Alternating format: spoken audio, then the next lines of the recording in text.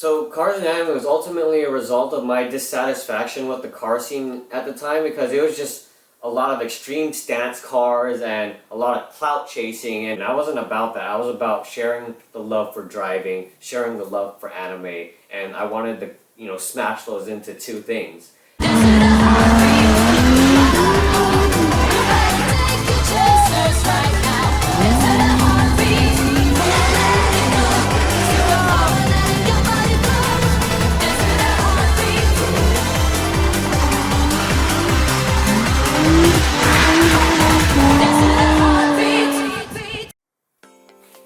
Hey, what's up everyone? Jeremy aka Wild Child Inc. here. I just wanted to take the time to make a video and tell you guys about the story behind Cars and Anime. For those who have been following the channel for some time now, you know that I started with guitars and then obviously had my band documented on here for a while. When I started doing the car stuff, I was really into documenting it for my friends, for my family, and anybody that was just interested in seeing what it's like to take a G35 or just any car in general and make it kind of like a street performance vehicle, and ultimately take it to track days, take it to toge, etc, etc, right?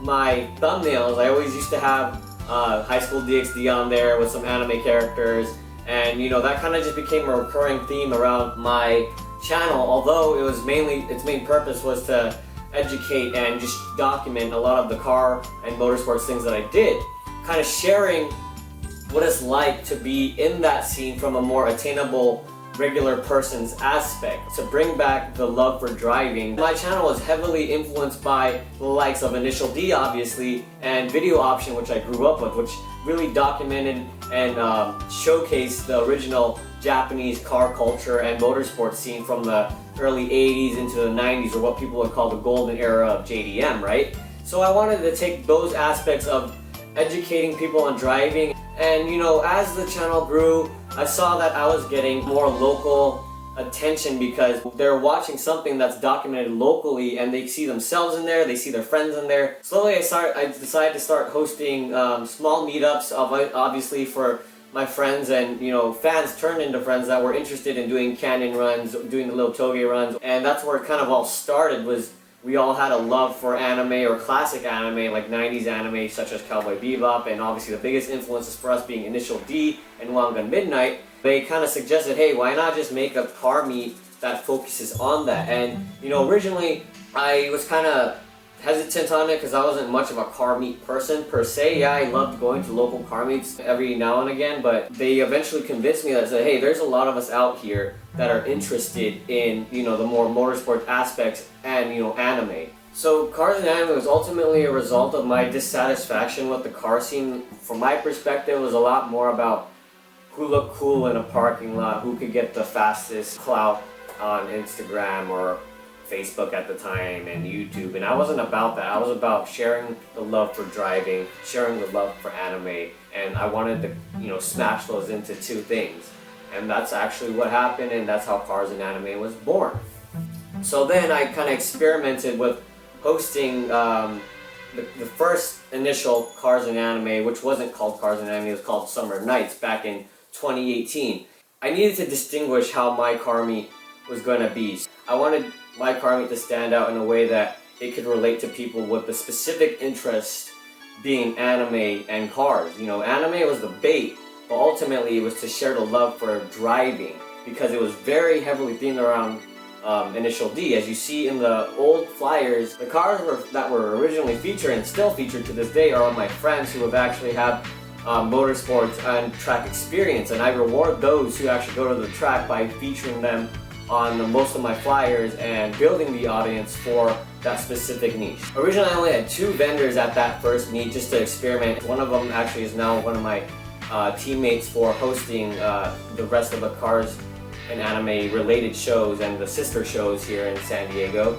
And ultimately it was a good turnout. I didn't expect that many people initially, but it kind of showed me that there was people very interested in the whole anime art and car meet kind of vibe, right? And I only was exposed to that in my time in Pomona when I was going to university. One of the original meets that inspired me was SoCal Autos and Anime, and I really enjoyed it, and I kind of wanted to replicate that for down south in San Diego, because I knew that we had car people, I knew that we had builders, drivers, and artists. All we really needed was somebody to do it. Historically, I hosted concerts and stuff, so naturally I just said, let's try doing a Cars and Anime. I didn't really take action on it until a year later. One of my original vendors from that Summer Nights meet hit me up and said, hey, you should do Cars and Anime as an actual thing now. This is in the midst of the pandemic. There was no anime-related events, there was no motorsports events during the shutdown, and as things were gradually opening up, I became more open to it. It still had the same theme where the cars were transposed into anime flyers. People start picking up on the theme that there's a car meet with anime with it, mixed in San Diego out of all places, and that has never really happened before. As we did the second show, it got even bigger. People from out of state, people from Los Angeles, LA, OC area started taking note. Even the Bay Area started taking note, and people drove down for that second Cars and Anime a month later.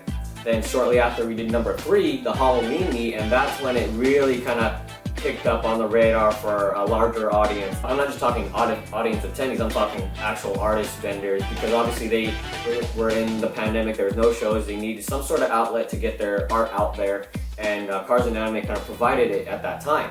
After that Cars and Anime 3 meet, I wasn't very happy with the people I was working with at the time. They were kind of being shady at the time, and I wasn't having it historically, like with me running shows and concerts as a young kid. I kind of already picked up on a lot of red flags that were there, and I wasn't giving into their kind of push for doing Cars and Anime for the holidays, which was going to happen, but at the time I said no because there was scheduled lockdown again, and people weren't going to be able to go out anymore. Because I wasn't feeding into that kind of agenda, they decided to split on their own. They did their own thing, and it wasn't until later on I found out like a lot of drama happened behind the scenes that I wasn't aware of, that other vendors and artists had to kind of talk to me in person and or through others that are close to me to kind of get the full story of what happened, and how Cars and Anime's name temporarily at the time was kind of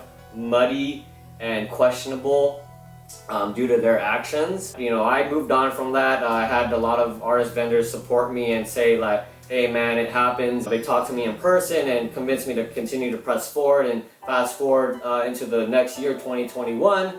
Cars and Anime 4 came back more formally organized the way that I initially wanted to go with it. I collaborated with my good friend Victor, aka Big Head Designs. I reached out to him to get help to host the Cars and Anime 4, because at the time I was very overwhelmed with having to repair damage that was done from the previous people I was working with, because it left a sour taste within the artist community. I only have ties really at that point with the car community more so than the artist community. With Cars and Anime 4, it was really eye-opening and really demonstrated the direction of what Cars and Anime was becoming. It was less of a car meet, and it was starting to become its own event, its own show, its own culture. Shortly after Cars and Anime 4, I decided to also implement bi-weekly socials. They were to harken back at its roots as a kind of social where people can interact with the artists, interact with the drivers and the builders in a more laid-back environment. With Cars and Anime 4, I saw how big it was getting. It was time for me to reconstruct a more determined team. I kind of looked back at who helped Cars and Anime before it was even Cars and Anime, and who really supported me when they didn't even know who I was. They didn't know that I was the one behind the scenes working this stuff. Just being seen as somebody normal that they could hang out with. With that, I went up to them and said, if you guys are willing to take part in helping build Cars and Anime up, the offer's there, and thankfully they accepted the offer, and next thing you know, we're hosting Cars and Anime 5 in summer of 2021, which was the biggest one yet to this date, and it was insane. We have really good relations with the parking lot owner, manager at the time. Initially, I didn't think it was going to be that big of an event. At the end of the day, it did fill up the parking lot. It did fill up multiple surrounding parking lots. There was so many artists, cars, and fans that came out to see this, this freaking show that was its own monster of a thing that was kind of hard to contain. And that really cemented like, oh crap, like Cars and Anime is a big thing. It's a culture now, and it's really holding it down for those who have a passion for this niche in San Diego. After Cars and Anime 5, how am I going to top that one? And that's why to this day, Cars and Anime 6 is on pending. My good friend Lori, she's SD Red Sun, she is one of the most kind-hearted, wholesome people I know.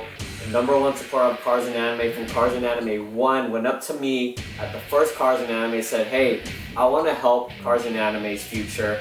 I love what you guys are doing and I want to be a part of it." Getting to know her through the years and finally bringing her onto my team, she really pushed me to getting Cars and Anime registered as a legal entity, so that my team and I are able to rent out venues, have event insurance, so we have sufficient space to house the show, because there's no way that I could even do this as a regular car show anymore. There's just so much that goes into a show behind the scenes that nobody really knows about. Some people still kind of see it as a car meet, but those who have dedicated to the growth of Cars and Anime understand that it's no longer that small town gig anymore. It's kind of slowly creeping its way onto a bigger stage, and I'm thankful for it. It's nothing I ever wanted, it's nothing that I planned to do, it just kind of happened that way. I know this year I didn't host a lot of mainline Cars and Anime shows or solo shows, the only one being our Halloween show.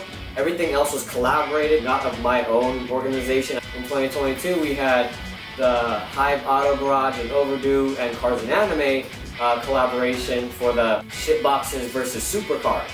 And that was a very fun event, kind of bringing the traditional Cars and Anime show in conjunction with Hive Garage and Overdue, promoting their more car show, more exotics. The following in March, my friends reached out to me to do a drift event, very big learning lesson. It was a fun event. You see all these cars with some anime stickers. A few of the Itashas were getting into drifting at the time too. And just seeing them out there shredding, having a good time, and really demonstrating the two extremities of the cultures that Cars and Anime was promoting right there in front of you was an amazing thing to see. It's very interesting seeing the dynamic of this new culture that's kind of being built around Cars and Anime. Never in my mind did I think that Itashas would be the forefront. They're the ones that are actually driving, they're the ones actually getting seat time at the track, they're the ones actually doing Koge runs, all that stuff. Historically, Itashas were just perceived as these parking lot princesses, but the friends and fans behind these Itashas that are shredding on track have proven me wrong. I see it as a great thing because it's going to inspire more drivers, because that's ultimately what I wanted to do with my YouTube channel, with Cars and Anime's main objective was to share the love for driving, share the passion for motorsports through the appreciation of Japanese animation and art. Since Cars and Anime has jumped on more of the art show scene, we have been invited to things like PangaeaCon, BizBaz Club's monthly art show, all those people behind the scenes of those two shows. I want to thank them so much for giving my team the opportunity to do little small setups to demonstrate what our show has to offer at their bigger shows.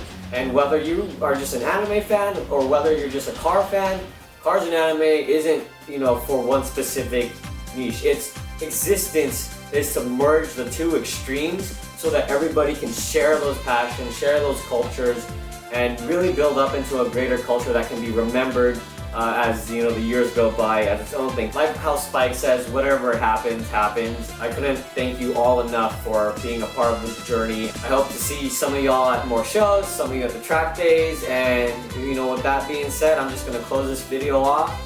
Hope you all have a wonderful new year, and we'll see you all in 2023. Thanks for watching.